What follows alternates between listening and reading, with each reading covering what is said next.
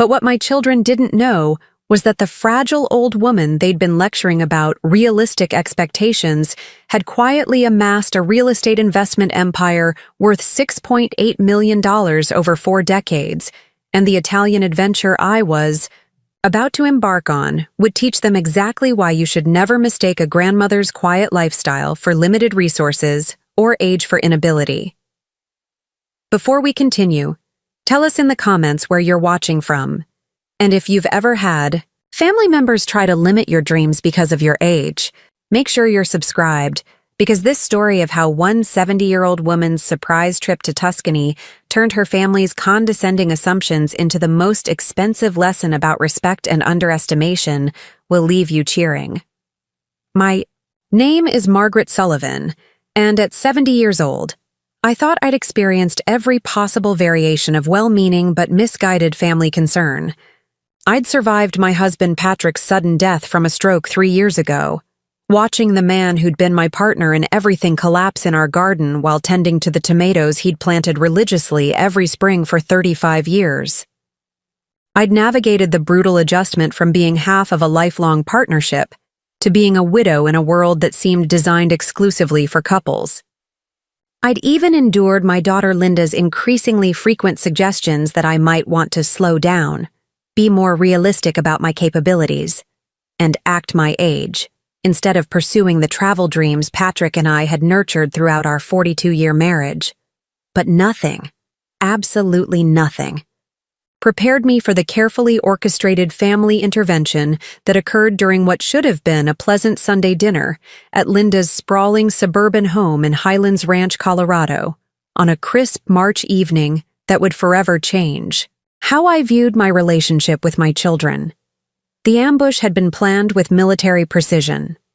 Linda had strategically invited my son Michael and his wife Jessica, along with my youngest daughter Sarah and her husband David, creating what they undoubtedly believed was a supportive family environment for delivering some necessary truths about my post-retirement lifestyle choices. The dining room had been set with Linda's good china, the wedding set she usually reserved for Christmas and Easter, and she'd prepared my favorite meal of pot roast with roasted vegetables, clearly hoping that familiar comfort foods would soften the blow of whatever they were planning to discuss. I should have recognized the warning signs. The children had been unusually attentive during dinner, asking detailed questions about my daily routines, my social activities, my financial management, and my plans for the future.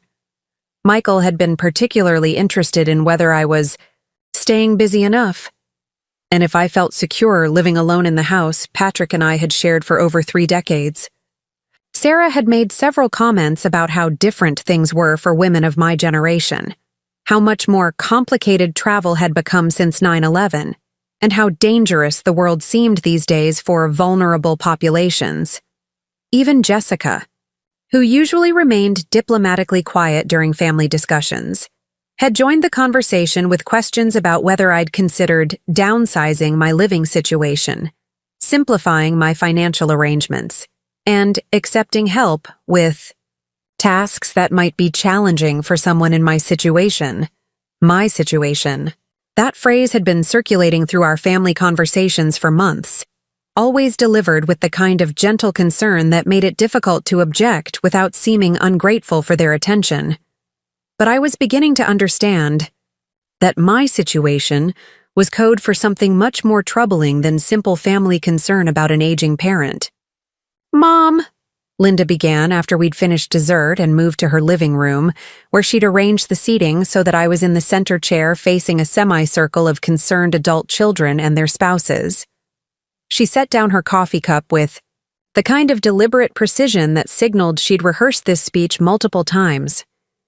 "We've all been talking, and we're concerned about some of the ideas you've been sharing lately." "What ideas?" I asked, though I suspected I knew exactly what this intervention was targeting. "This whole Italy obsession," Michael jumped in, his voice carrying the patronizing tone he typically reserved for explaining technology to people he assumed were technologically challenged. "Mom, you're 70 years old. You've never traveled internationally alone. You don't speak Italian. You have no experience navigating foreign countries. You don't understand how different things are in Europe, especially for elderly Americans traveling solo. The Italy obsession. For 6 months, ever since I'd started researching the Tuscan cooking and art history tours that Patrick and I had planned to take for our 40th anniversary before his unexpected death, my children had been treating my travel aspirations like symptoms of some kind of late-onset delusion or dangerous midlife crisis. "I've been doing extensive research," I replied calmly, pulling out the folder of materials I'd brought specifically for this conversation. "I've found several wonderful small group tours specifically designed for mature travelers. The accommodations are excellent. The itineraries are carefully planned and manageable.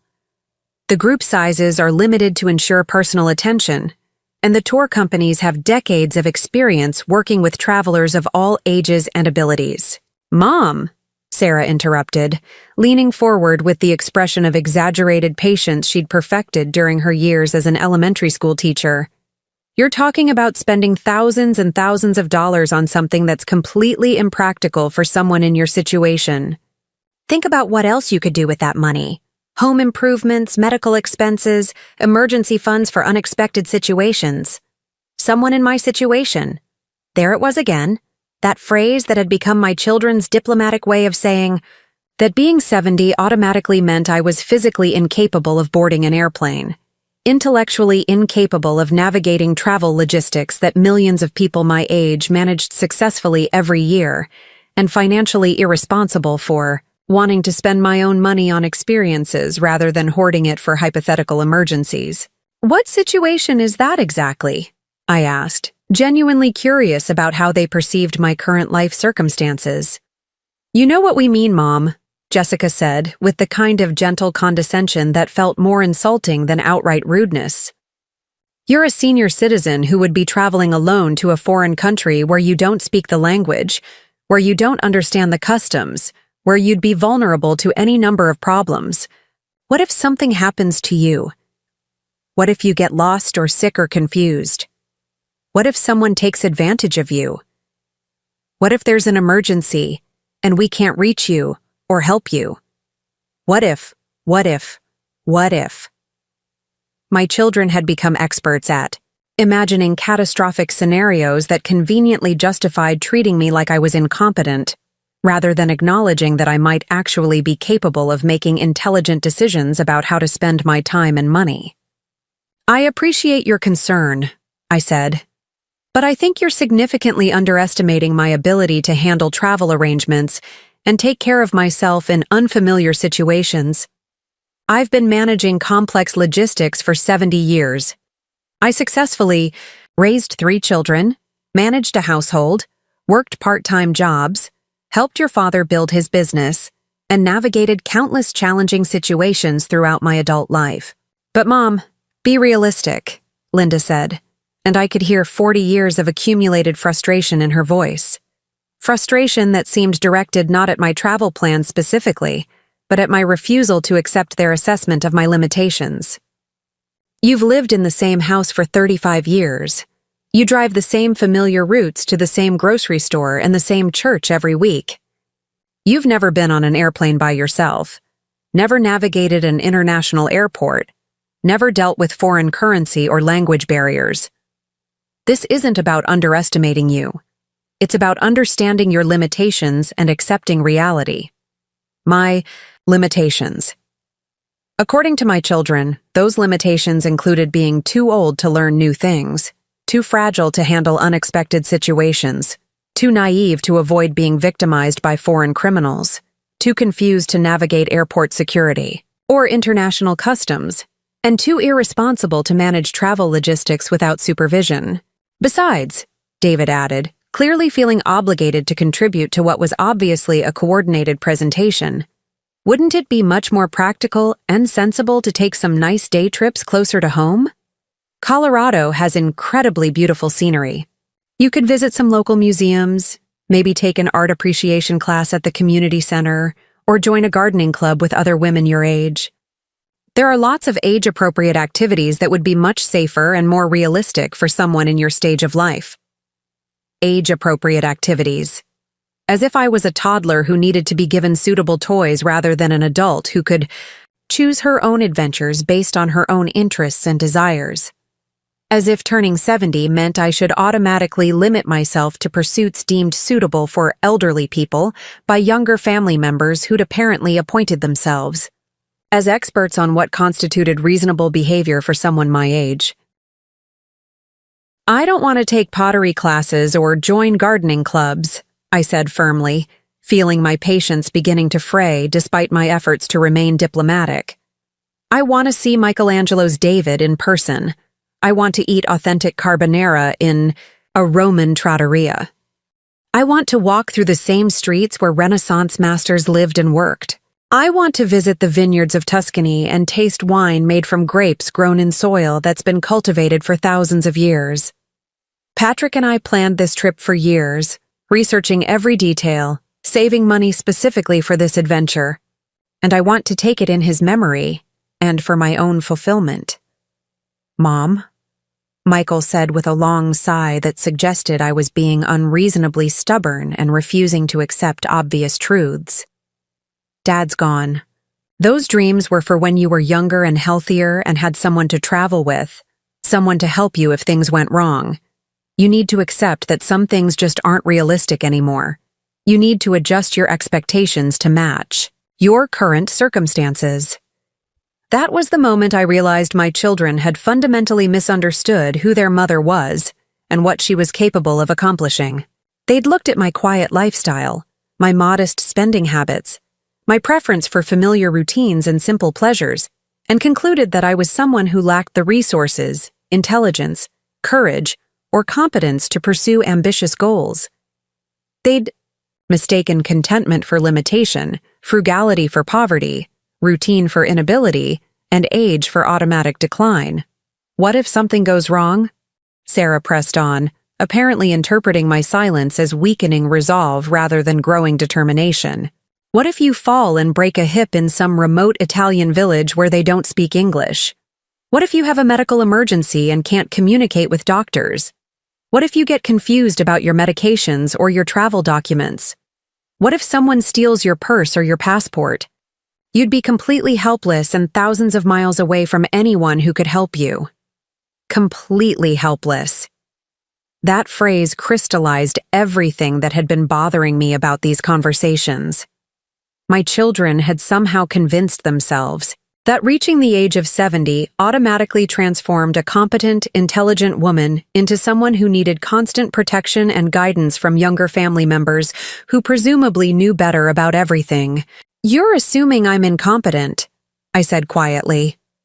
"We're not assuming anything," Linda replied quickly.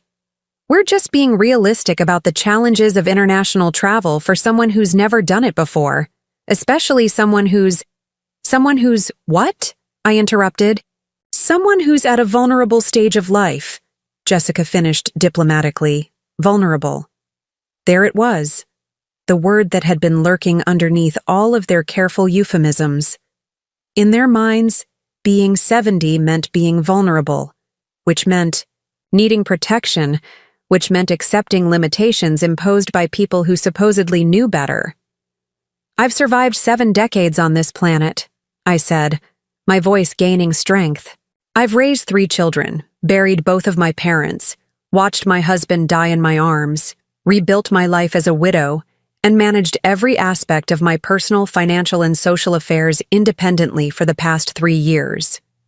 What exactly makes you think I'm suddenly incapable of handling a carefully planned trip to one of the safest, most tourist-friendly countries in the world?" "Mom, it's not about being incapable," Michael said, using the patient tone people employ when they think someone is missing an obvious point. "It's about being smart and practical. Why take unnecessary risks when there are so many safer alternatives? Why spend a fortune on something that could go wrong in a dozen different ways when you could have perfectly nice experiences much closer to home?"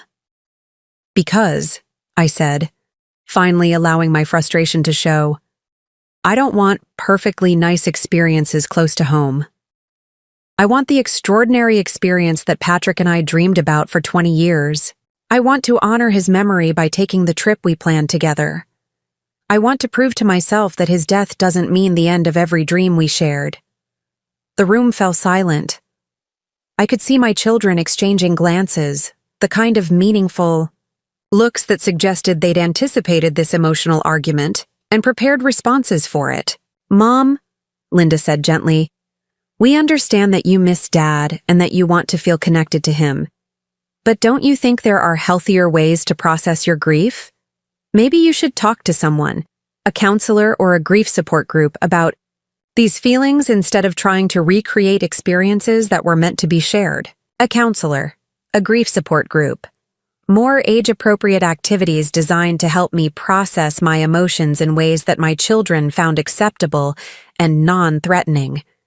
"I'm not trying to recreate anything," I said. "I'm trying to create something new.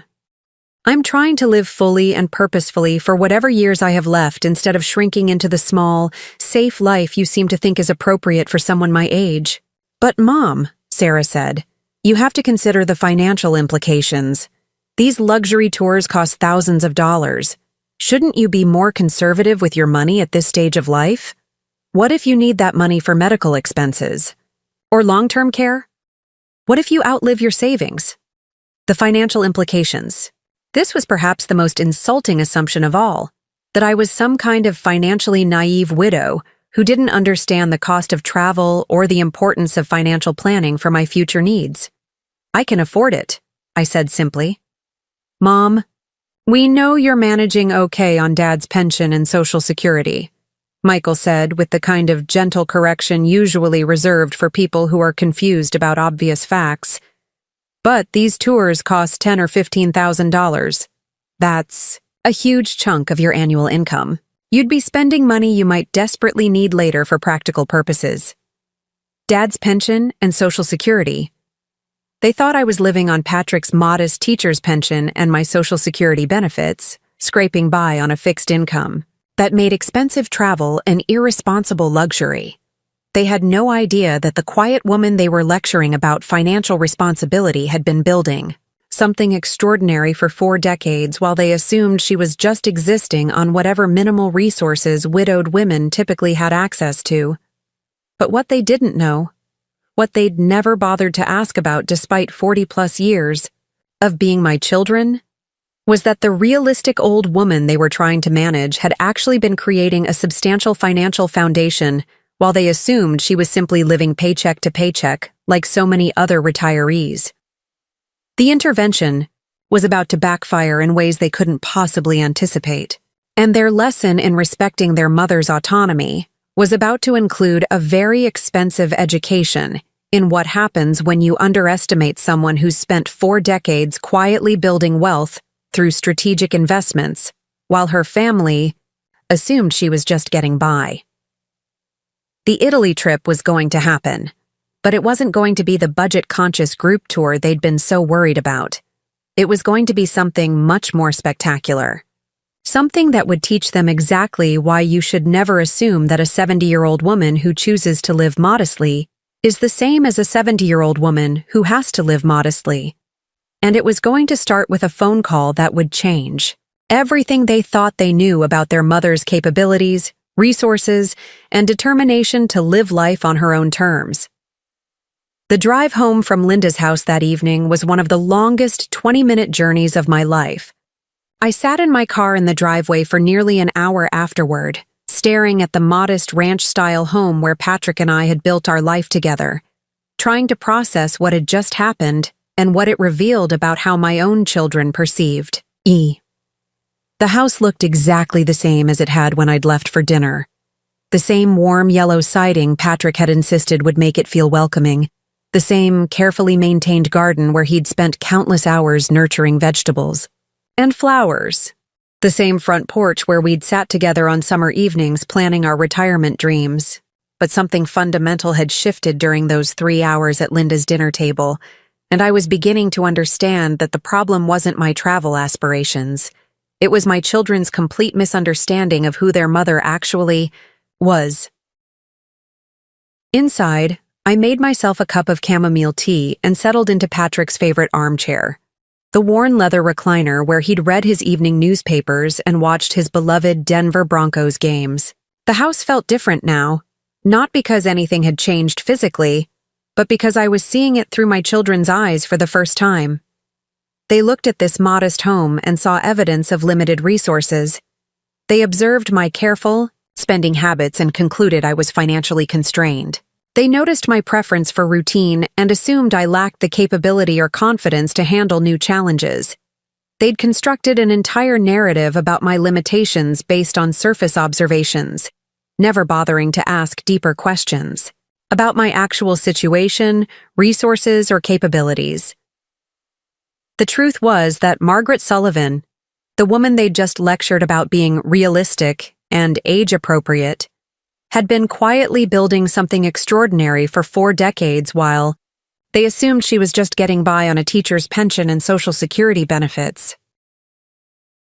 My story didn't begin at 70 as a vulnerable widow in need of protection and guidance. It began at 30 as Margaret Catherine O'Brien, a young woman with a degree in business administration from the University of Colorado and an absolute determination to never be financially dependent on anyone, including my beloved husband. When Patrick and I married in 1981, we were both starting teachers at different schools in the Denver public school system. Patrick taught high school history and coached basketball, while I taught business classes at the community college level. Our combined income was modest, but sufficient for a young couple with simple tastes and big dreams for the future. But I'd grown up watching my mother struggle financially after my father died in a construction accident when I was 16. I'd seen how quickly a family's security could disappear when they were dependent on a single income, and I'd promised myself that I would never be in a position where someone else's death or disability could destroy my financial stability. I want us to live on one income and invest the other, I told Patrick during our first year of marriage as we sat at our tiny kitchen table planning our budget. Not because we don't trust each other, but because I want us to have choices. I want us to be able to take risks, pursue opportunities, and weather any storms that come our way. Patrick, bless his heart, had complete faith in my financial instincts, even though he readily admitted that numbers and investment strategies made his head spin. "You handle the money, Maggie," he'd said, using the nickname only he was allowed to use. "I trust you completely to build whatever future you think we should have." That trust was the foundation of everything I accomplished over the next 4 decades. While Patrick focused on his teaching career and gradually earned his master's degree in education, I threw myself into understanding how money really worked. I read every financial publication I could find, studied successful investors, and learned about real estate, stocks, bonds, and business ownership. But more importantly, I started putting that knowledge into practice immediately. My first investment was a small duplex in a modest neighborhood near the University of Denver. The property was in decent condition but needed some cosmetic improvements, which kept the price reasonable for a young couple with limited cash for a down payment. Patrick and I did most of the renovation work ourselves during weekends and school breaks, painting, landscaping, updating fixtures, and learning basic home maintenance skills that would serve us well in future investments. "Are you sure about this, Maggie?" Patrick had asked as we signed the mortgage papers for that first property. "It seems like a lot of responsibility on top of our regular jobs." "I'm sure," I'd replied, though truthfully I was terrified and exhilarated, in equal measure. Real estate is the foundation of most family fortunes in America. If we can make this work, it's going to change our entire future. The duplex was a revelation. Not only did the rental income from one unit cover the mortgage payments for the entire property, but we were also building equity through appreciation and principal payments. Within 2 years, the property had increased in value enough for us to refinance and use the equity as a down payment for a second rental property. "This is incredible," Patrick said as we reviewed our financial statements at the end of our second year as landlords. "We're making money while we sleep." "This is just the beginning," I replied. already researching our next investment opportunity. Compound interest and real estate appreciation are the most powerful wealth-building tools available to regular people. We just have to be patient and consistent. Patience and consistency became the hallmarks of our investment strategy over the following decades. While other young couples our age were upgrading their cars, buying bigger houses, and spending money on luxury vacations, Patrick and I lived modestly and reinvested every dollar of profit from our growing real estate portfolio. By 1990, we owned 4 rental properties and had accumulated enough equity to make a much larger investment. A small apartment building with 6 units that was being sold by an elderly owner who was tired of managing tenants and maintenance issues. Margaret, the seller, a gentleman named Robert Chen, had said during our negotiations, "You remind me of myself 30 years ago. You understand that real estate isn't just about buying properties. It's about building systems that generate passive income for decades." "What do you mean?" I'd asked, eager to learn from someone who'd obviously been successful in real estate. "Investing. I mean that most people buy 1 or 2 rental properties and spend all their time and energy managing tenants, fixing problems, and dealing with day-to-day operational issues. But smart investors create systems that allow them to own many properties without being consumed by the management responsibilities." That conversation introduced me to the concept of professional property management, hiring experienced companies to handle tenant relations, maintenance coordination, rent collection, and all the operational aspects of real estate ownership. It was a revelation that transformed our investment strategy from a hands-on hobby into a scalable business model. "We can hire property management companies to handle everything," I explained to Patrick after meeting with several local firms. "Yes, it costs money, typically 8 to 10% of rental income, but it frees us to focus on acquiring more properties instead of managing the ones we already own." "And you think that math works out in our favor?" Patrick asked. "I think the math works out spectacularly in our favor. Instead of spending our weekends fixing toilets and dealing with tenant complaints, we can spend our time researching new investment opportunities, analyzing market trends, and building relationships with other real estate professionals." The transition to professional property management was another turning point in our wealth-building journey. Suddenly, we were real estate investors rather than landlords, focused on strategic growth rather than operational management. Throughout the 1990s, we systematically acquired rental properties across the Denver metropolitan area, always focusing on modest homes and small apartment buildings in stable neighborhoods with good schools and reliable employment bases. We avoided the temptation to buy expensive properties in trendy areas, instead targeting working-class neighborhoods where we could attract stable, long-term tenants who treated our properties with respect. "The key is cash flow," became my mantra. Every property has to generate positive cash flow after all expenses, including mortgage payments, property taxes, insurance, maintenance reserves, and management fees. If a property doesn't pay for itself and generate additional income, it's not an investment. It's a liability. Patrick often joked that I could evaluate a potential rental property faster than most people could decide what to order for lunch. I'd developed systems for quickly analyzing neighborhood demographics, school ratings, employment trends, crime statistics, and property tax assessments. I could walk through a house and estimate renovation costs, monthly rental potential, and long-term appreciation prospects within minutes. But our real breakthrough came in 1995, when I recognized an opportunity that would dramatically accelerate our wealth accumulation. The Denver area was experiencing significant population growth driven by the technology industry, but most real estate investors were focusing on residential properties. I noticed that small commercial properties, office buildings, retail spaces, and light industrial facilities were being overlooked by individual investors who found them intimidating or overly complex. Commercial real estate generates higher rental yields than residential properties, I explained to Patrick as I spread out financial projections for a small office building we were considering. business tenants typically sign longer leases, pay higher rents per square foot, and handle their own utilities and maintenance. Plus, commercial properties are valued based on their income generation rather than comparable sales, which means we can directly impact the property value by improving operations and increasing rents. But it's a much bigger investment, Patrick pointed out, and we don't know anything about managing commercial tenants. It's a bigger investment, but it's also a bigger opportunity, I replied. And we're not going to manage anything ourselves. We'll hire commercial property management companies just like we do with our residential properties. That first commercial property, a modest office building with 6 small suites occupied by local professionals like accountants, insurance agents, and marketing consultants, opened my eyes to an entirely different level of real estate investing.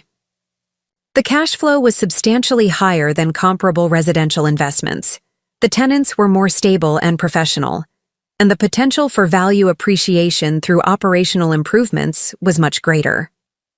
Over the following decade, I gradually shifted our focus from residential to commercial real estate, selling some of our smaller residential properties to fund acquisitions of office buildings, retail centers, and warehouse facilities. By 2005, we owned a diversified portfolio of 17 properties generating substantial monthly cash flow and appreciating steadily in value. But the real test of our investment strategy came during the financial crisis of 2008-2009. While many real estate investors were forced into bankruptcy when property values plummeted and financing became unavailable, our conservative approach to leverage and our focus on cash flow rather than speculation allowed us to not only survive the crisis, but actually benefit from it. This is terrible for people who were depending on appreciation and refinancing to make their investments work, I told Patrick as we watched the news coverage of foreclosures and bankruptcies affecting real estate investors across the country. But it's a tremendous opportunity for people who have cash reserves and access to financing. During 2009 and 2010, we acquired 6 additional properties at dramatically below-market prices from distressed sellers who needed to liquidate quickly. These crisis purchases, made possible by the cash reserves we'd accumulated during the good years, became some of our most profitable investments as the market recovered over the following decade. By 2015, when Patrick was diagnosed with the heart condition that would eventually lead to his stroke, our real estate portfolio had grown to 23 properties with a combined value approaching $4 million. More importantly, the properties were generating enough rental income to support a very comfortable lifestyle without ever touching the principal or requiring Patrick and me to work past our planned retirement ages. "Maggie," Patrick had said during one of our final financial planning conversations before his death, "you've built something incredible. This portfolio is going to take care of you for the rest of your life, no matter what happens to me." "We built it together," I'd corrected him. "Your trust and support made all of this possible, but your vision and discipline made it happen," he'd replied. "Promise me that you'll use this security to live fully, not just safely. Don't let anyone convince you that having money means you have to be conservative about everything else in your life."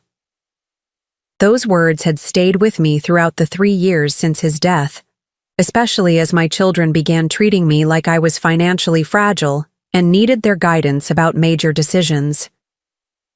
The truth was that 70-year-old Margaret Sullivan was worth approximately $6.8 million. The modest ranch house where I chose to continue living was paid off completely and worth about $400,000.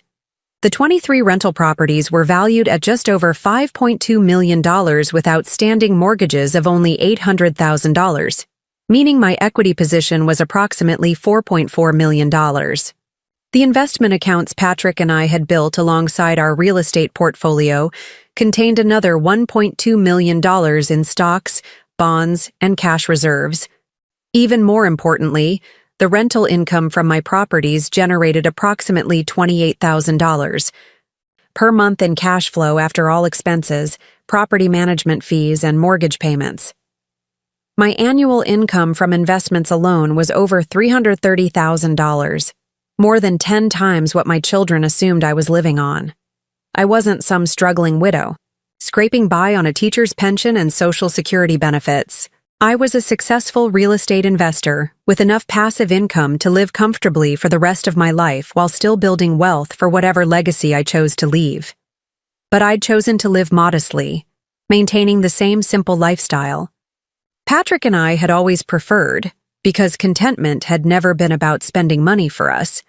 It had been about having choices, security, and the freedom to pursue our interests without financial constraints.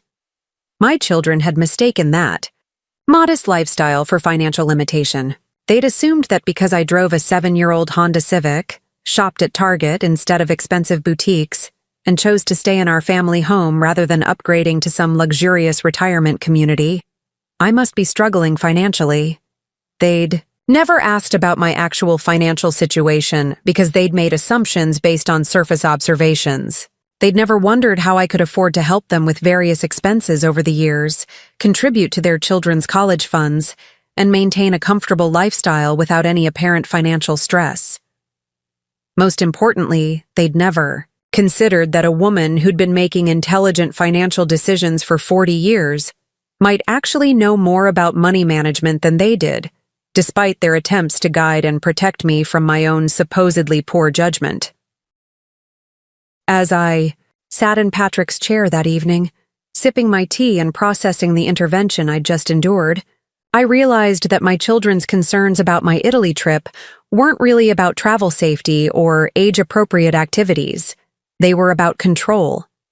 They wanted to manage my choices and limit my options because they'd convinced themselves that I needed their protection and guidance. They'd created a narrative about my decline and vulnerability that justified treating me like I was incapable of making major decisions about my own life. But they'd picked the wrong woman to patronize and underestimate. The Italy trip was definitely going to happen, but it wasn't going to be the modest group tour they'd been so worried about. It was going to be something spectacular enough to teach them that their assumptions about their mother's capabilities and resources had been completely, embarrassingly wrong. And it was going to start with a phone call to my travel agent the very next morning. The phone call I made to Isabella Montenegro at Elite European Travel the next morning would set in motion a chain of events that would fundamentally alter my relationship with my children and teach them the most expensive lesson about assumptions they would ever receive. Isabella had been Patrick's and my travel agent for over 15 years, helping us plan the modest domestic vacations we'd taken throughout our marriage, carefully budgeted trips to national parks, historical sites, and scenic destinations that fit comfortably within our middle-class teacher lifestyle. What Isabella didn't know, because we'd never had reason to discuss it, was that our modest travel budget had been a choice rather than a limitation. "Mrs. Sullivan!" Isabella's warm voice carried her slight Italian accent, a legacy of her childhood, in Rome before her family immigrated to Denver when she was 12. "How wonderful to hear from you. Are you finally ready to start planning that Italian adventure you and Patrick always talked about?" "I am," I replied, settling into my home office chair and opening the folder of research I'd compiled over the past 6 months. "But I'm afraid my needs have changed somewhat since we last spoke." "Oh? How so?"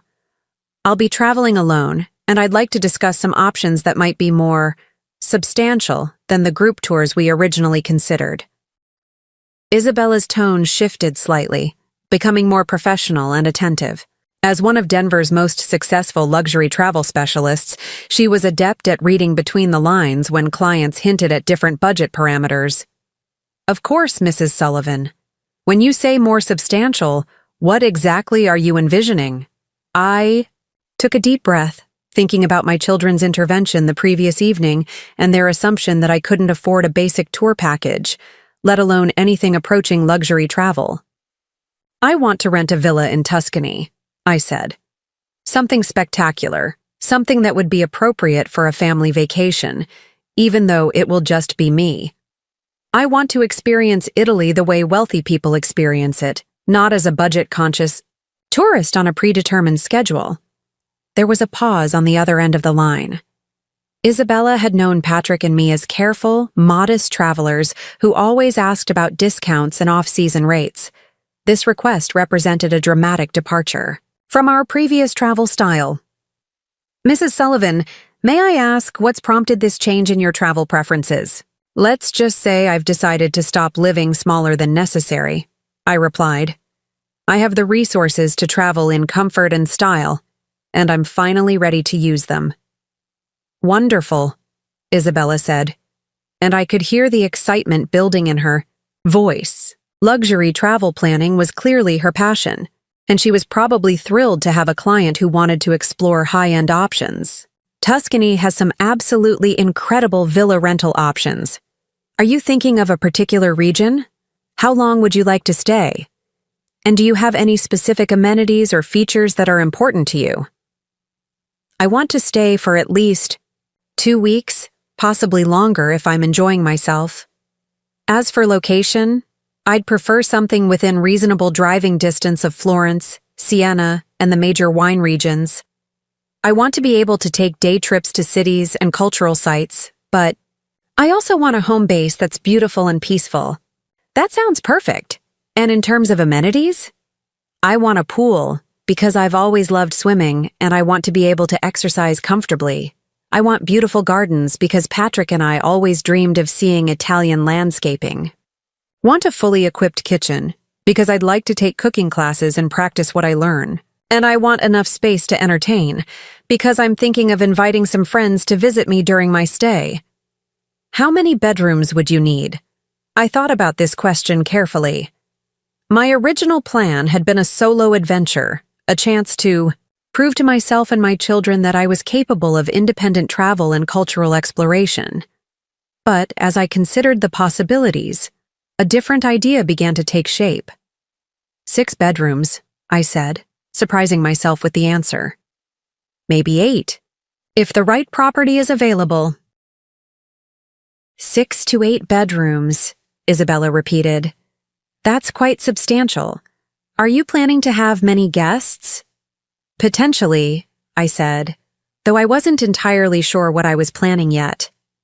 An idea was forming, something that would address my children's concerns about solo travel, while also demonstrating exactly how wrong they'd been about my resources and capabilities. "Mrs. Sullivan, I have to ask, and please don't take this the wrong way, but properties of that size in premium locations can be quite expensive. Are you prepared for rental costs that might range from $5,000 to $15,000 per week, depending on the specific property and season?" $15,000 per week. I did quick mental math.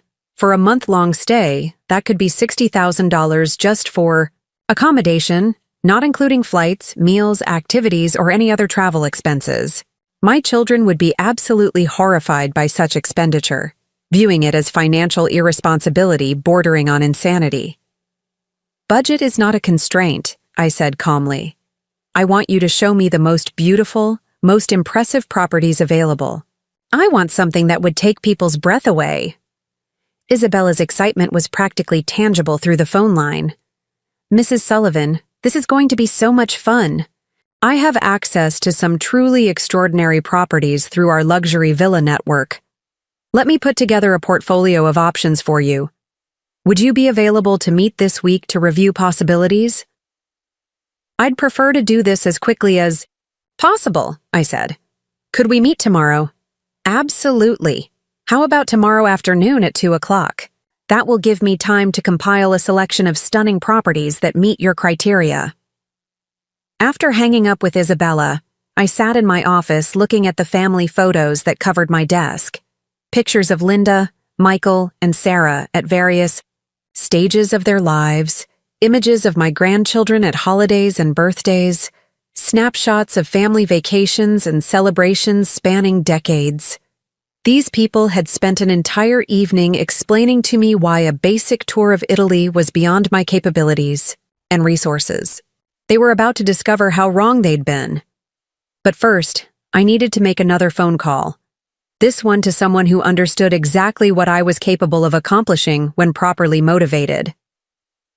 Robert Chen had been my commercial real estate mentor for over 20 years, the man who'd introduced me to professional property management and taught me to think strategically about large-scale investments. At 78, he was still actively involved in real estate development projects, and we'd maintained a friendship built on mutual respect for each other's business acumen. "Margaret," Robert's voice was warm with genuine affection. "How are you doing? It's been too long since we've talked." "I'm doing well, Robert, but I'm calling because I need some advice about a rather unusual situation." "What kind of situation?" "My children have decided that I'm too old and incompetent to travel to Italy alone. They staged an intervention last night to convince me that international travel is beyond my capabilities and too expensive for my limited resources." Robert's laughter was rich and knowing. "Let me guess. They don't know about your real estate portfolio." "They have no idea. They think I'm living on Patrick's teacher pension and Social Security. They've been treating me like a financially struggling widow who needs their guidance and protection. And now you want to educate them?"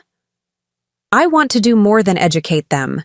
Robert, I want to demonstrate the difference between assumption and reality in a way they'll never forget." "What do you have in mind?" I explained my conversation with Isabella and my decision to rent a spectacular villa in Tuscany. "But I'm thinking about taking this a step further. What if I invited my entire family to join me in Italy for a week or two? What if I treated them to the kind of luxury vacation they assume I could never afford?" "That's brilliant," Robert said immediately.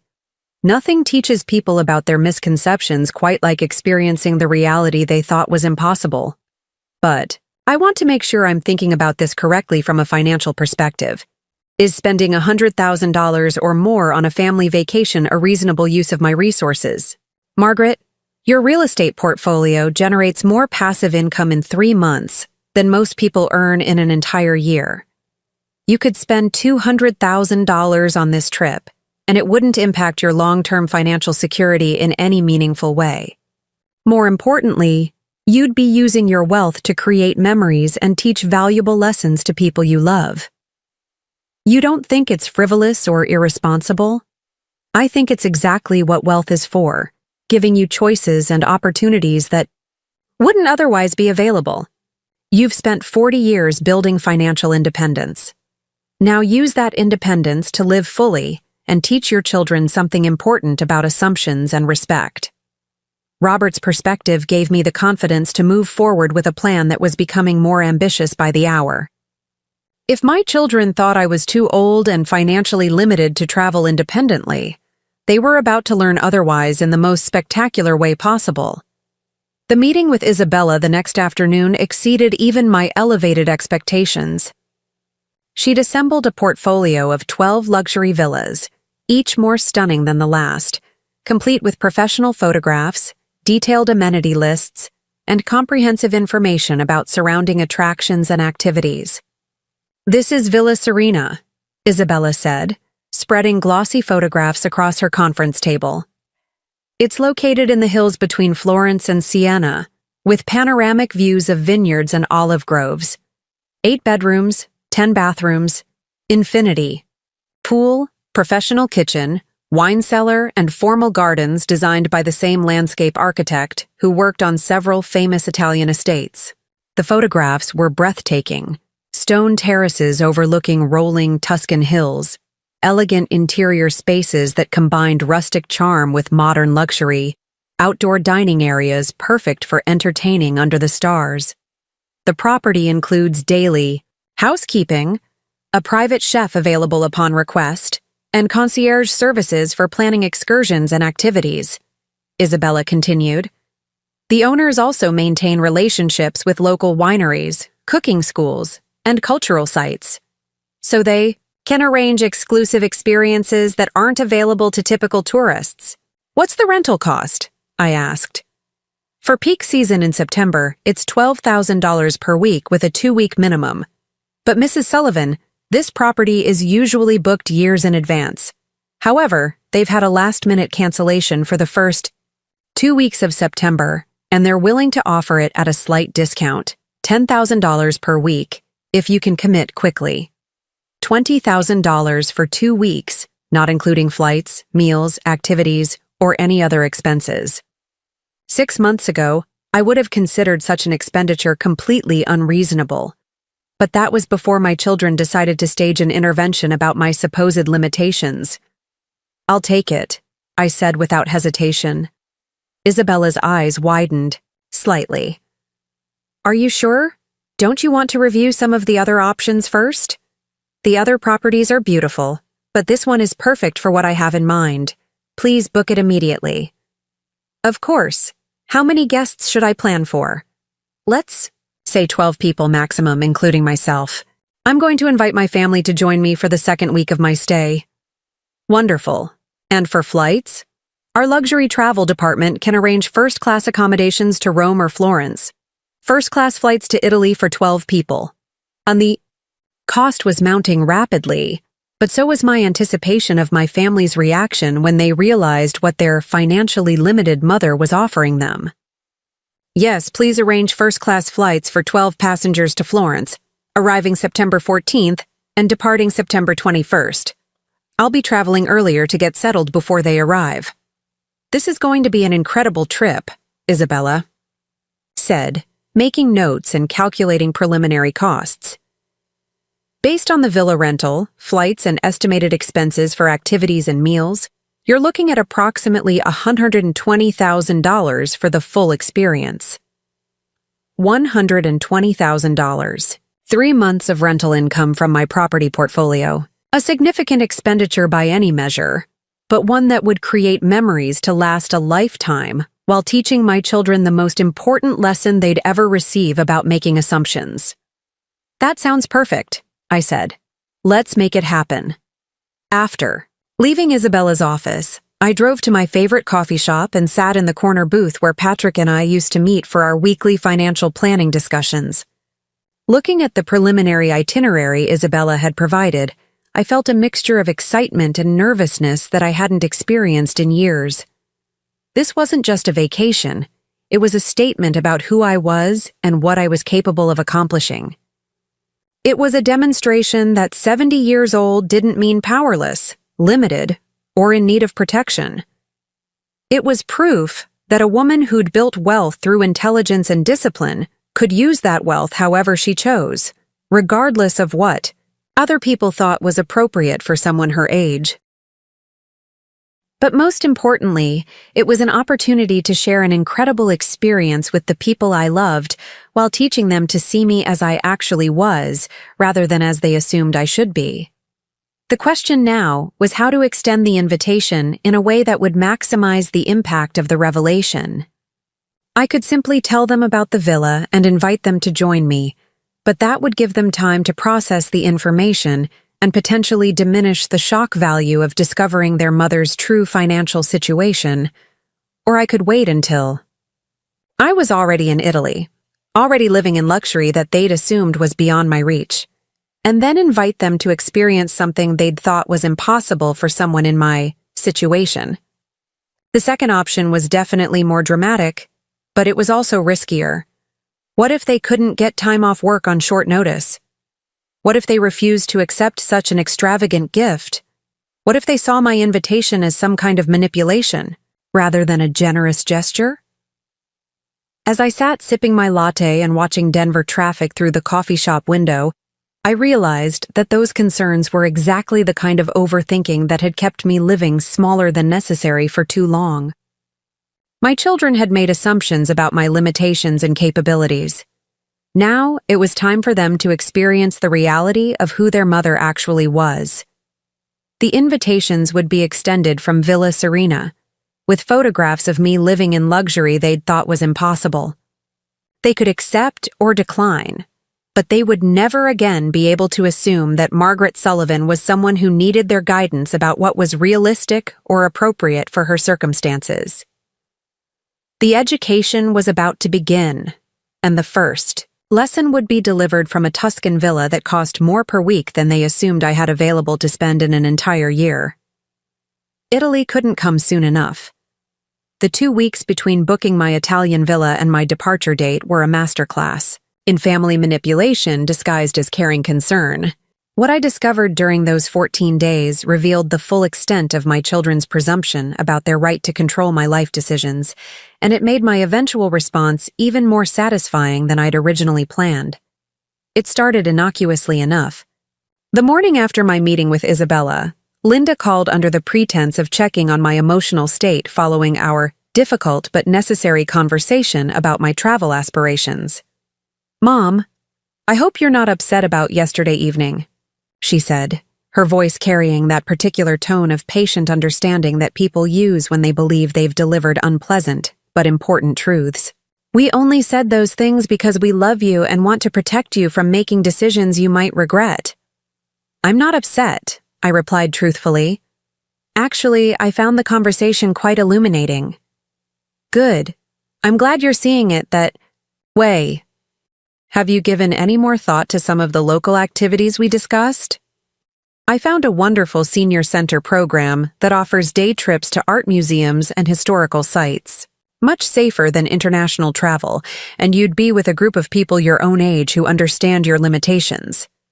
People my own age who understand my limitations. The phrase made my teeth clench, but I managed to keep my voice neutral. "Actually, Linda, I've decided to move forward with my Italy plans." There was a pause. "Mom, we talked about this. You agreed that it wasn't realistic." "I never agreed to anything. You and your siblings spent an evening explaining why you thought it was unrealistic. I listened politely, but I never agreed with your assessment." "But Mom, we went over all the reasons why it's not safe or practical. And I've decided that your concerns, while well-intentioned, are based on assumptions about my capabilities that I don't share." Another pause. Longer this time. "Mom, are you being stubborn just to prove a point?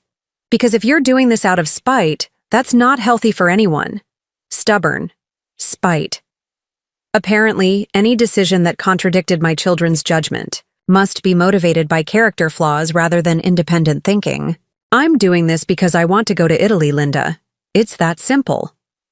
"Well, if you're determined to be unreasonable about this, at least promise me you'll be sensible about the arrangements. Choose a reputable tour company. Stay in well-reviewed hotels, and make sure you have comprehensive travel insurance. I'll handle the arrangements appropriately," I said, which was absolutely true, though my definition of appropriately was going to differ dramatically from what she was imagining. That afternoon, Michael called with a different approach. "Mom, Linda told me you're still planning this Italy trip despite everything we discussed. I'm concerned that you might be making an emotional decision rather than a logical one." "What makes you think my decision is emotional rather than logical?" "Well, this whole thing started because you want to honor Dad's memory by taking the trip you'd planned together. That's understandable. But it's also an emotional response to grief rather than a practical assessment of what makes sense for your current situation." "Michael, your father and I researched this trip extensively. We saved money specifically for it. We planned every detail because it was important to both of us. Taking this trip isn't an emotional whim. It's the completion of a goal we worked toward for years. But Mom, Dad isn't here to help you if something goes wrong. You'd be completely on your own in a foreign country where you don't speak the language and don't understand the customs. I'll be fine, Michael." "How can you be so confident about that? You've never done anything like this before. You might be surprised by what I'm capable of accomplishing when I set my mind to it." "Mom, I hope you're not planning to spend a lot of money on this. I know you want to honor Dad's memory, but he wouldn't want you to compromise your financial security for a vacation." There it was again, the assumption that I was financially vulnerable and needed guidance about spending decisions. The irony was almost overwhelming. "My finances are perfectly secure, Michael. This trip won't compromise anything." "But those tour packages can cost thousands of dollars, and you're living on a fixed income. What if you need that money for medical expenses or home repairs or other emergencies?" "I appreciate your concern, but my financial planning is more comprehensive than you realize." The phone calls continued throughout the week, each child taking turns to express variations of the same concerns. I was too old, too inexperienced, too financially limited, and too emotionally compromised by grief to make sound decisions about international travel. But the real violation of my autonomy began when they started going around me entirely. On Wednesday afternoon, I received a call from Dr. Patricia Williams, my primary care physician for the past 12 years. "Margaret, I hope you don't mind, but your daughter Linda called to discuss your travel plans. She's concerned that international travel might be too strenuous for someone your age, especially traveling alone. Dr. Williams, did Linda ask my permission before discussing my medical information with you?" "Well, no, but she's obviously concerned about your welfare. She wanted to know if I thought you were physically and mentally capable of handling the demands of international travel." "And what did you tell her?" "I told her that based on your recent physical exam, you're in excellent health for a woman. Your age. Your blood pressure is well controlled, your cholesterol levels are good, and you have no medical conditions that would prevent you from traveling. I also mentioned that travel can be very beneficial for mental health and cognitive function in older adults. Thank you for that. But Margaret, I do want to make sure you're taking reasonable precautions. Have you considered traveling with a group rather than going alone?" Even my doctor had been influenced by Linda's suggestion that solo travel was inherently risky for someone my age. "Dr. Williams, millions of people my age travel internationally every year without incident. I'm planning to take reasonable precautions, but I don't need a chaperone." "Of course not. I just want to make sure you're being safe." The next violation came from my bank. On Thursday morning, I received a call from Janet Morrison, the personal banker who'd been handling my accounts for over 8 years. "Mrs. Sullivan, I hope you don't mind me calling, but your son Michael contacted us with some concerns about unusual activity on your account." "What kind of unusual activity?" "He mentioned that you might be planning to make some large expenditures for a vacation, and he wanted to make sure that you weren't being taken advantage of by scammers or high-pressure sales tactics." I felt my blood pressure rising. "Janet, Michael has no authority over my accounts. Why would you discuss my banking activity with him?" He said he was concerned about potential elder fraud, which is unfortunately very common. He wasn't asking for specific account information, just whether we'd noticed any suspicious transactions or communications. "My travel arrangements are legitimate and well-researched. I'm not being scammed or pressured by anyone." "Of course, Mrs. Sullivan. But if you are planning to make significant expenditures, I'd be happy to review the arrangements with you to make sure everything looks appropriate." "That won't be necessary, but thank you for the offer."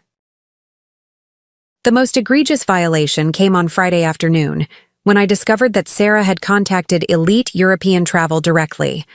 Isabella called me, her voice carefully professional but clearly uncomfortable. "Mrs. Sullivan, I received an unusual call today from someone claiming to be your daughter. She was asking questions about the travel arrangements we've been planning." "What kind of questions?" "She wanted to know how much you were planning to spend, whether we'd verified your ability to pay for the arrangements, and whether we thought the trip was appropriate for someone your age traveling alone." "I hope you told her that my travel arrangements are confidential." "I did. But I wanted you to know about the call in case it indicates some kind of family concern that might affect your travel plans." "Isabella, my family's concerns are based on assumptions about my age and capabilities that I don't share. Please proceed with all arrangements exactly as we've discussed." "Of course, Mrs. Sullivan. But if there are family issues, we should probably discuss whether you'd prefer to modify the arrangements in any way." "The only modification I want to make is adding travel insurance that covers family emergencies. If something happens that requires me to cut my trip short or change my plans, I want to be protected." "That's very wise. I'll add comprehensive coverage to your policy." By the weekend, it had become clear that my children weren't just expressing concerns about my travel plans. They were actively working to undermine my ability to make independent decisions. They'd contacted my doctor, my bank, and my travel agent, presumably hoping that these professionals would either discourage me from traveling or provide them with information they could use to demonstrate my supposed incompetence. The Sunday. Before my departure, Linda called with what she probably thought was a reasonable compromise. "Mom, we've been thinking about your Italy situation, and we've come up with a solution that might work for everyone." "What kind of solution?" "Michael and Jessica could arrange to meet you in Italy for part of your trip. That way, you wouldn't be traveling completely alone, and we'd feel better knowing someone was there to help if you needed anything." "Linda, I'm not traveling to Italy so that Michael and Jessica can babysit me. I'm traveling because I want to experience the country independently, at my own pace, according to my own interests." "But Mom, you have to admit it would be safer and more enjoyable to have family with you. Michael speaks some Italian from his college courses, and Jessica is very good at handling travel logistics." "I'm perfectly capable of handling my own travel. Logistics. Of course you are, but having help doesn't mean you're incompetent. It just means you're being practical about the challenges of international travel. The only challenge I'm facing is my family's assumption that I need supervision." "Mom, we're not trying to supervise you. We're trying to support you." "Linda, if you want to support me, respect my decision to travel independently and stop contacting my professional advisors behind my back." "We haven't contacted anyone behind your back. We've been reaching out to people who care about your welfare to make sure you're making informed decisions." "You contacted my doctor, my banker, and my travel agent without my permission. That's not support. It's interference." "Mom, we're just trying to make sure you're protected from making decisions you might regret." That phrase crystallized everything that had been bothering me about my children's behavior over the past 2 weeks. They weren't trying to protect me from external threats. They were trying to protect me from my own judgment. They'd decided that I lacked the competence to make major decisions about my own life, and they were prepared to go behind my back to prevent me from exercising independence they deemed inappropriate. "Linda," I said, "I want you to understand something very clearly. I am a 70-year-old woman with full control of my mental faculties, no cognitive impairment, excellent physical health, and significant life experience making complex decisions. I do not need protection from my own choices, and I do not need supervision from my adult children. Mom, we know you're capable. If you knew I was capable, you wouldn't be calling my professional advisors to express concerns about my decision-making. You wouldn't be suggesting that I need Michael and Jessica to accompany me. You wouldn't be treating this trip like evidence of poor judgment rather than evidence of independence and adventure. We just want what's best for you. What would be best for me is for my children to trust my judgment and respect my autonomy instead of treating me like I'm in cognitive decline." The conversation ended with Linda promising to back off while making it clear that she still thought I was making a mistake that would inevitably prove their concerns justified. That evening, as I finished packing for my departure the next morning, I reflected on everything that had happened since my family's intervention 2 weeks earlier. They hadn't just disagreed with my travel plans. They'd systematically attempted to undermine my ability to execute those plans independently. They'd contacted my doctor, hoping to get medical validation for their concerns about my physical and mental capacity. They'd contacted my bank, hoping to either prevent or monitor my financial transactions. They'd contacted my travel agent, hoping to either discourage my plans or gain information they could use to demonstrate the inappropriateness of my arrangements. Most importantly, they'd done all of this without my permission and then characterized their interference as support and protection. But what they didn't know, what they were about to discover in the most dramatic way possible, was that the vulnerable old woman they'd been trying to protect from her own poor judgment had actually planned something so spectacular that it would leave them speechless. Tomorrow morning, I would board a first-class flight to Florence. Tomorrow evening, I would arrive at Villa Serena, a luxury property that cost more per week than they assumed I spent in 6 months. Tomorrow, I would begin living in a style that would demonstrate exactly how wrong they'd been about my resources, my capabilities, and my judgment. And in 10 days, I would extend an invitation that would teach them the most expensive lesson about assumptions they would ever receive. The interference was about to backfire spectacularly, and the education was about to begin. The first-class cabin of Lufthansa, Flight 441 from Denver to Florence, was a revelation that set the tone for everything that would follow. As I settled into my spacious seat with its lie-flat bed configuration, personal entertainment system, and dedicated flight attendant, I realized that this was the first time in my 70 years that I'd allowed myself to travel in true luxury, rather than simply adequate comfort. The flight attendant, a sophisticated woman named Claudia who spoke impeccable English with a charming German accent, brought me a welcome glass of champagne and the dinner menu featuring options like lobster, medallions, and Wagyu beef tenderloin. "First time flying first class?" she asked with a warm smile, perhaps noticing my obvious appreciation for the amenities. "Yes," I admitted. "I'm celebrating a new chapter in my life." "How wonderful. Are you traveling for business or pleasure?" "Pure pleasure. I'm going to live in a Tuscan villa for 2 weeks and prove to my family that 70 years old doesn't mean powerless." Claudia's smile widened. "I have a feeling this is going to be a very successful trip for you." She was more right than she could have possibly imagined.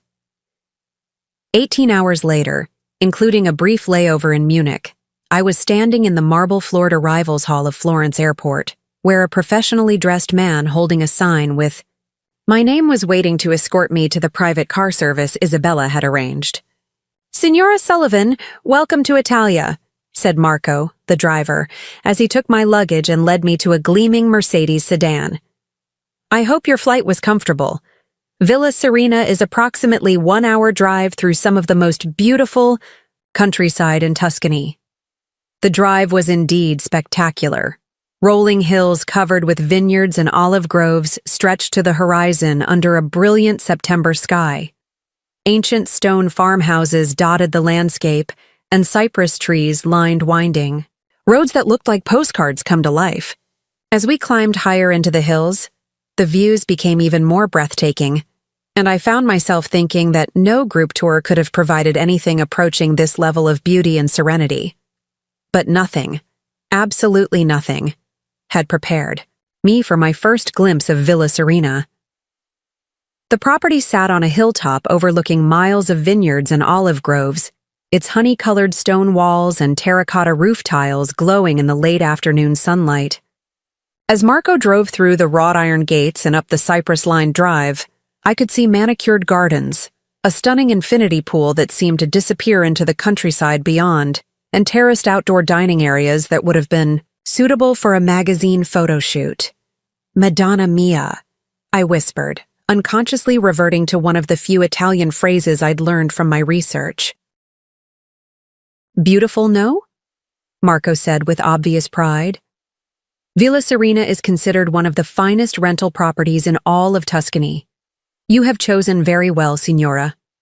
The villa's property manager, an elegant woman named Francesca, who spoke flawless English, met us at the massive wooden front door. "Signora Sullivan, welcome to Villa Serena. I hope your journey was pleasant. Please, allow me to show you your home for the next 2 weeks." Home. For the next 2 weeks, this spectacular property would be entirely mine to enjoy however I chose. The interior was even more impressive than the photographs Isabella had shown me. Soaring ceilings with exposed wooden beams, antique furniture that belonged in museums, original artwork that I suspected was worth more than most people's houses, and floor-to-ceiling windows that framed views of the Tuscan countryside like living paintings. The villa has 8 bedrooms, each with private bathroom and unique views, Francesca explained as we toured the main floor. The kitchen is fully equipped for professional cooking, though our chef Giuseppe is available for any meals you prefer, not to prepare yourself. The wine cellar contains selections from the finest local vineyards, and the library has an extensive collection of books about Tuscan history and culture in both Italian and English. "This is incredible," I said, and I meant it. The villa was beyond anything I'd imagined when I'd told Isabella I wanted something spectacular. The staff includes daily housekeeping, grounds maintenance, and concierge services for any activities you wish to arrange, Francesca continued. We have relationships with the finest wineries, cooking schools, art galleries, and cultural sites in the region. Whatever you wish to experience, we can arrange. Actually, I do have one special request. I'd like to arrange for a professional photographer to take some pictures of me enjoying the villa and the surrounding area. High-quality images that really capture the beauty of this place. Of course, Signora. I know an excellent photographer who specializes in luxury travel photography. When would you like to schedule the session? Tomorrow afternoon, if possible. I want to document this experience thoroughly. After Francesca left, I walked through my temporary home in something approaching disbelief.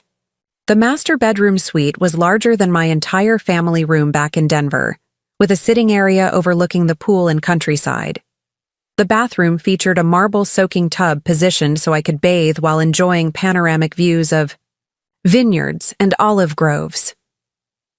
On the terrace outside the master bedroom, I found a bottle of Brunello di Montalcino and a selection of local cheeses and fruit, along with a handwritten note. "Welcome to Villa Serena, Signora Sullivan. We hope your stay exceeds your highest expectations. If you need anything, please don't hesitate to ask." I poured myself a glass of wine and settled into one of the comfortable lounge chairs, pulling out my phone to check messages. As expected, there were several texts from my children. Linda: "Mom, please let us know when you arrive safely. We're worried about you traveling alone." Michael: "Hope your flight went well. Remember to be careful with your belongings and don't trust strangers who approach you." Sarah: "Thinking about you today. Call when you get settled so we know you're okay." Their messages were caring but patronizing, full of the same assumptions about my vulnerability and incompetence that had motivated their intervention 3 weeks earlier. They were probably imagining me struggling with language barriers, getting lost in airports, or being overwhelmed by the complexities of international travel. They had no idea that their helpless mother was sitting on a terrace overlooking some of the most expensive real estate in Italy, sipping wine that cost more per bottle than they assumed I spent on groceries in a week. I typed a response to the group chat. "Arrived safely. Italy is beautiful. Having a wonderful time. Will call. Soon with updates." Then I put my phone away and focused on the incredible sunset painting the sky in shades of gold and crimson above the Tuscan hills. The next morning, I woke up in the most comfortable bed I'd ever experienced, to the sound of birds singing and the distant bells of a village church. Giuseppe, the chef Francesca had mentioned, had prepared a breakfast of fresh fruit, local pastries, and the most perfectly prepared cappuccino I'd ever tasted, served on the terrace overlooking the pool. "Buongiorno, Signora Sullivan," Giuseppe said with a warm smile. "I hope you slept well. Today I have prepared some specialties from our region. This is pecorino cheese from local sheep. This bread is baked this morning in the village, and these figs come from our own trees." "This is incredible, Giuseppe. Thank you so much." "It is my pleasure. Tonight, if you wish, I can prepare a traditional Tuscan dinner. Perhaps ossobuco with Chianti wine reduction or wild boar ragu with fresh pasta?" "That sounds perfect." After breakfast, I spent the morning exploring the villa grounds and the surrounding countryside. The infinity pool was everything the photographs had promised, with views that stretched for miles across rolling hills covered with grapevines and olive trees. The gardens were manicured to perfection, with walking paths that led through aromatic herb gardens and ancient olive groves. But the real magic happened that afternoon when Alessandro, the photographer Francesca had arranged, arrived to document my experience. Alessandro was a sophisticated man in his 40s who'd photographed luxury travel experiences for international magazines and high-end travel companies. He understood immediately what I wanted to accomplish. "Signora Sullivan, I understand you want images that capture not just the beauty of Villa Serena, but the joy and sophistication of your experience here. Yes? Exactly. I want pictures that show a confident, capable woman living fully and beautifully, not someone who should be worried about travel being too challenging for her age. Perfetto. Let us create some magic. For the next 3 hours, Alessandro photographed me in various locations around the villa and grounds, sitting by the pool with a glass of wine and a view of the countryside, walking through the olive groves, in a flowing sundress that captured the golden afternoon light, preparing fresh pasta in the villa's professional kitchen with Giuseppe's guidance, reading on the terrace surrounded by the luxury and beauty of the property.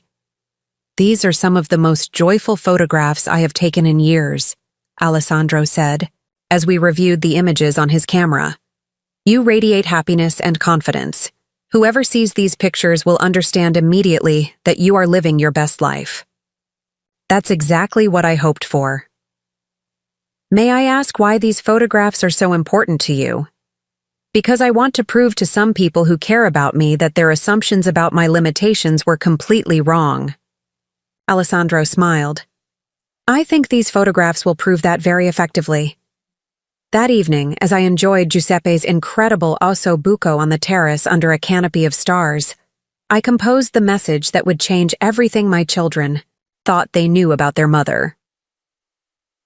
I selected the most stunning photographs from Alessandro's session, images of me looking radiant and confident in surroundings that were obviously luxurious and expensive. Then I crafted the message that would accompany my invitation. Dear Linda, Michael, and Sarah, I wanted to share some pictures from my first few days in Italy. As you can see, your concerns about my ability to handle international travel were unnecessary. I'm having a wonderful time and managing quite well on my own. I'm currently staying at Villa Serena, a property in the hills between Florence and Siena.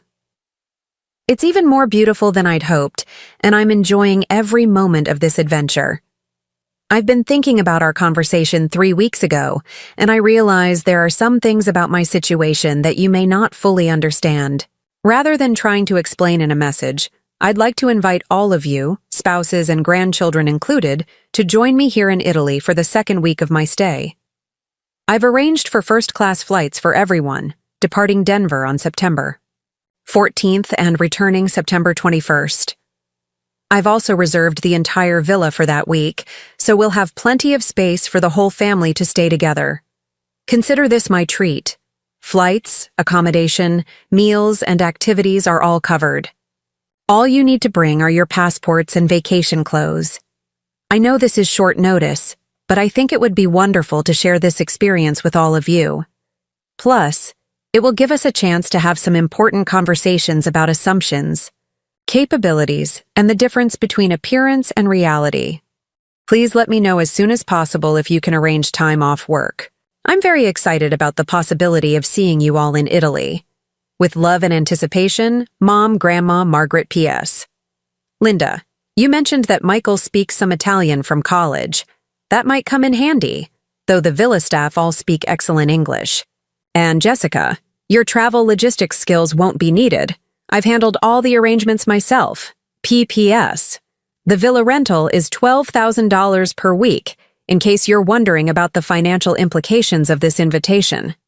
I attached the most stunning photographs Alessandro had taken, images that showed me looking happy, confident, and surrounded by obvious luxury, and sent the message to the family group chat.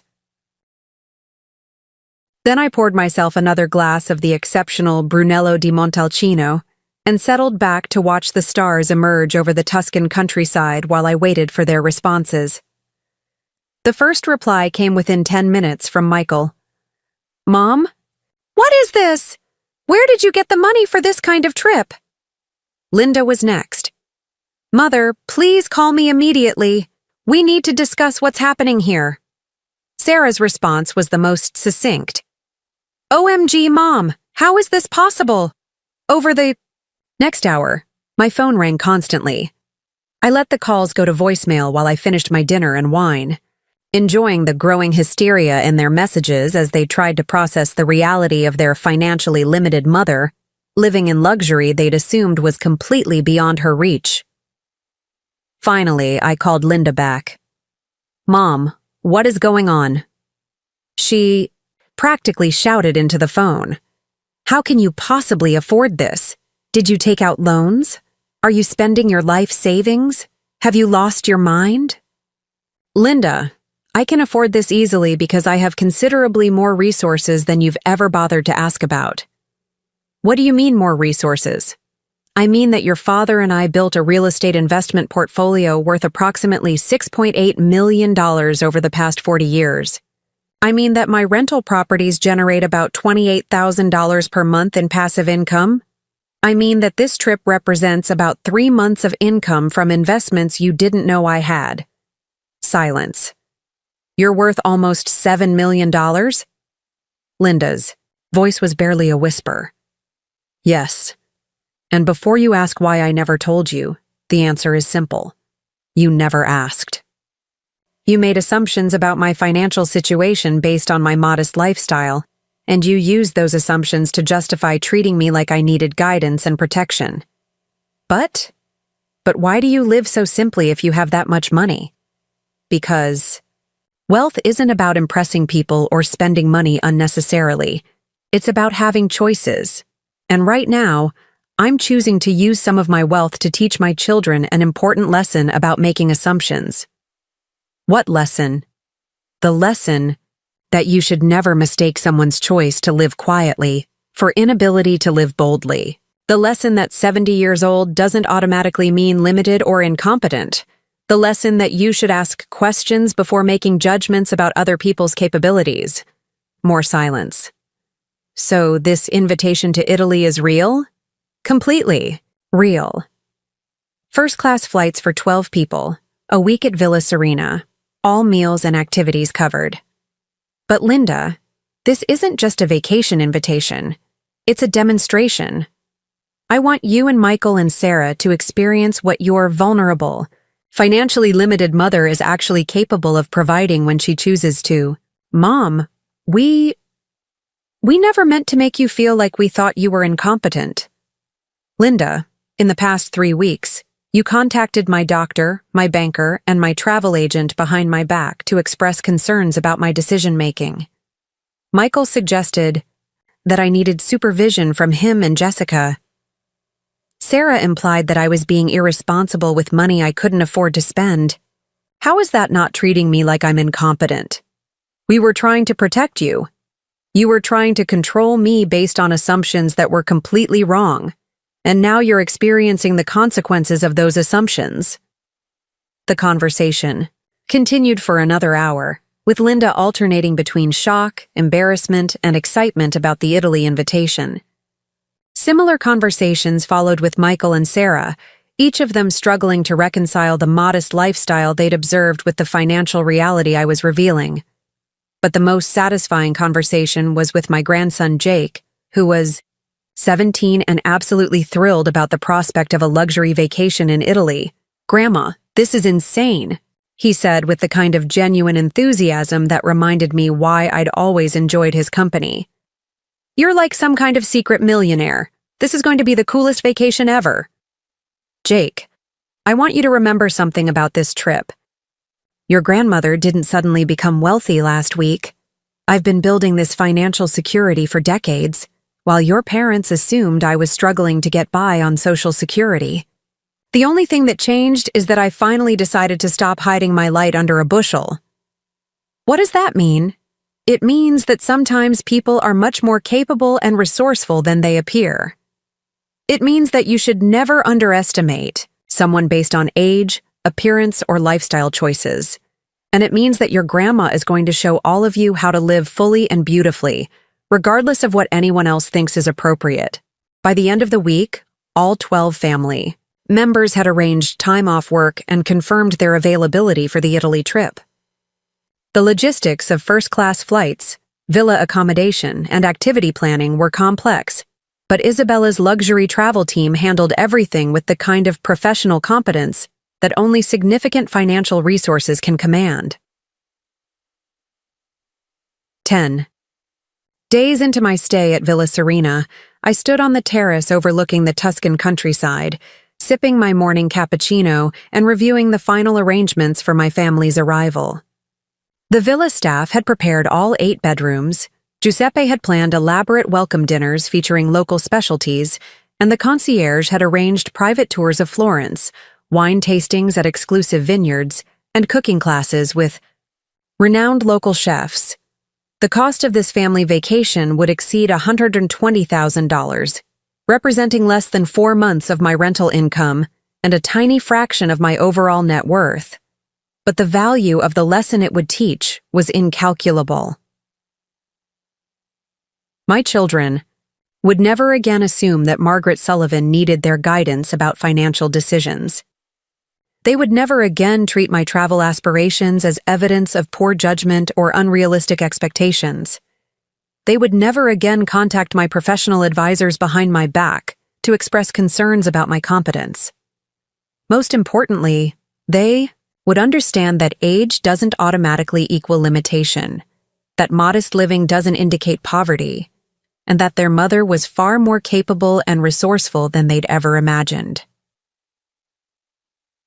That afternoon, as the first Mercedes arrived, with Linda's family, I watched from the villa's grand entrance as my daughter stepped out of the car and saw Villa Serena for the first time. Her expression of absolute shock and disbelief was worth every penny of the $120,000 this demonstration was costing. "Mom," she said as she walked up the cypress-lined drive, looking around at the manicured gardens, infinity pool, and panoramic countryside views. "This is unbelievable." "This is what happens when you stop making assumptions and start asking questions," I replied, giving her a hug before leading her inside to see the rest of her accommodations.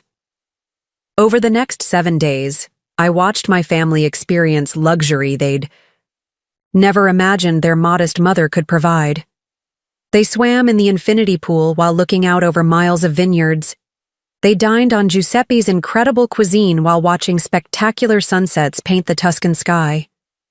They toured private wine cellars and participated in exclusive cooking classes and visited world-famous art collections that were normally closed to the public. But more than the luxury, they experienced a completely different version of their mother and grandmother. They saw me confidently navigating Italian culture, communicating effectively with local professionals, and managing complex logistics with the kind of competence they'd assumed I lacked. On our final evening together, as we sat on the terrace, sharing Giuseppe's farewell dinner under a canopy of stars, Michael raised his wine glass in a toast. "To Mom," he said, "who taught us the most important lesson we've ever learned about making assumptions." "What lesson is that?" I asked. "That we should never underestimate you again," Linda added. "And that we should ask questions before making judgments about anyone's capabilities." "Most importantly," Sarah said, "that our mother is the most remarkable woman we know, and we're incredibly lucky to be your children." As we flew back to Denver in first class a few days later, my family still somewhat dazed by the experience they'd just had, I reflected on what this adventure had accomplished.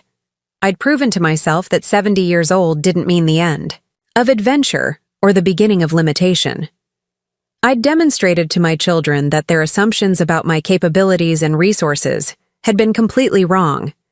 I'd created memories that would last a lifetime while teaching lessons that would benefit our family relationships for years to come. But most importantly, I'd remembered who I really was underneath the modest lifestyle and quiet routine I'd chosen for myself. I was Margaret Sullivan, a woman who'd built wealth through intelligence and discipline, who'd survived challenges and setbacks with grace and determination, and who was still capable of bold action and spectacular adventure when properly motivated. 6. Months later, I moved out of the family home in suburban Denver and into a beautiful condominium in downtown Florence. Not Italy, but Florence, Colorado, a charming mountain town that offered cultural attractions, outdoor activities, and a community of interesting people who appreciated independent thinking and adventurous spirits. My children visit regularly, but they no longer offer unsolicited advice about my lifestyle choices or financial decisions. They've learned to see me as I actually am rather than as they assumed I should be.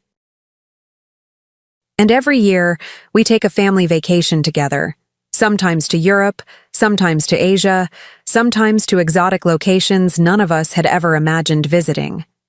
These trips are my treat, funded by rental income from properties my children are finally learning to appreciate as evidence of their mother's business acumen, rather than mysterious windfalls they can't understand. The Italy adventure taught us all that age is just a number, that assumptions can be expensive, and that the people we love are often far more remarkable than we realize when we take the time to look beyond surface appearances. But most importantly, it taught me that it's never too late to stop living smaller than necessary and start embracing the full magnitude of what's possible when you refuse to accept other people's limitations as your own. The villa in Tuscany was just the beginning. At 73, I'm just getting started.